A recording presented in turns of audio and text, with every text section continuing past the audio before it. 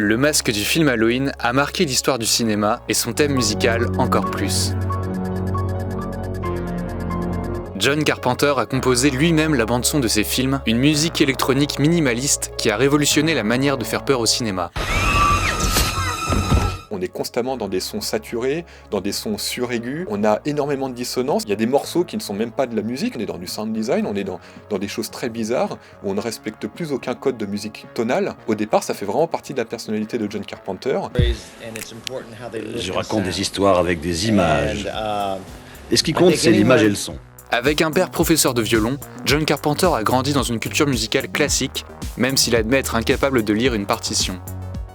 Enfant, il est biberonné au blues et à l'harmonica des western spaghetti. Un film de science-fiction le marque particulièrement dans les années 1950, Planète interdite, avec sa musique électronique dissonante et avant-gardiste. C'est d'ailleurs dans la science-fiction que John Carpenter débute au cinéma, avec Dark Star, un film au budget de seulement $60 000. Cette économie de moyens, qu'il soit choisi ou forcé, l'amène à développer des sonorités qui vont être à la fois très marquées, mais également qui vont totalement se fondre dans son esthétique. Contrairement à la plupart de ses contemporains, Carpenter a la main sur tout, écriture, réalisation, montage et musique, même s'il collabore avec d'autres compositeurs comme Alan Howarth. Les films qu'il réalise dans les années 1970 sont rythmés par les instruments électroniques, les boîtes à rythme et les synthétiseurs avec lesquels il crée une tension constante, où il crée des surprises avec des jumpscares. Avec Halloween, on est dans une approche musicale qui est à la fois très simpliste, mais également très proche de l'image. On est pratiquement dans une volonté de coller la musique à l'image, comme on l'a dans des dessins animés de Warner Bros, où effectivement on est sur des choses qui sont très burlesques. Il a cette démarche-là, qui est finalement assez proche d'une démarche d'un compositeur ou même d'un musicien d'improvisation scénique. Et ça, c'est quelque chose qui se ressent effectivement à l'image, puisqu'encore une fois, on est sur quelque chose de très organique, très proche du montage et de la manière dont l'histoire est racontée. John Carpenter n'a jamais cherché à intellectualiser son cinéma, il est davantage un cinéaste d'ambiance qu'un cinéaste de scénario, et conçoit sa musique comme une couche d'émotion pure.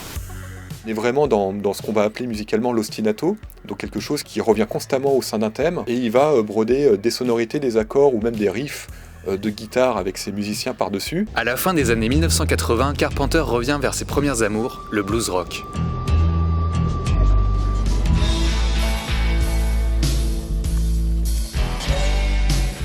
Le cinéaste jouait plus jeune dans un groupe de rock, The Coupe de Villes. Il a gardé de cette expérience de groupe amateur un esprit très do-it-yourself, ainsi qu'un goût pour le rock un peu kitsch et les riffs de guitare. John Carpenter a d'ailleurs fait jouer le chanteur de hard rock Alice Cooper et a réalisé un biopic d'Elvis Presley pour la télévision. En 2011, John Carpenter arrête le cinéma par lassitude après de multiples échecs commerciaux. Mais l'influence du cinéaste, devenu culte avec les VHS de ses films, reste immense et son héritage musical s'entend dans de nombreux films et séries.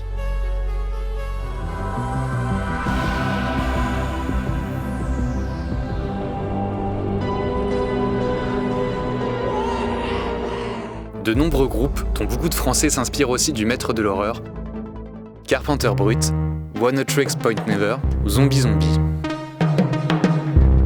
Moi j'adore Assault, parce que c'est une ligne de basse. Ce qui nous a inspiré aussi, c'est qu'il travaillait avec des machines qui sont assez proches des nôtres, une boîte à rythme, des synthétiseurs. Sa musique, elle est tellement bien composée qu'elle fonctionne sans les images.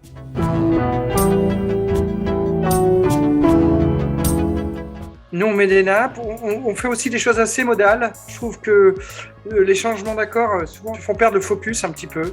Le fait de rester toujours dans une espèce de ligne droite sur une note, ça, effectivement, ça te concentre et ça garde l'attention parce que tu es toujours en attente d'événements. En attendant, Big John vit sa meilleure vie sur scène, loin des studios de cinéma. Il continue à composer et joue dans le monde entier en compagnie de son fils, Cody.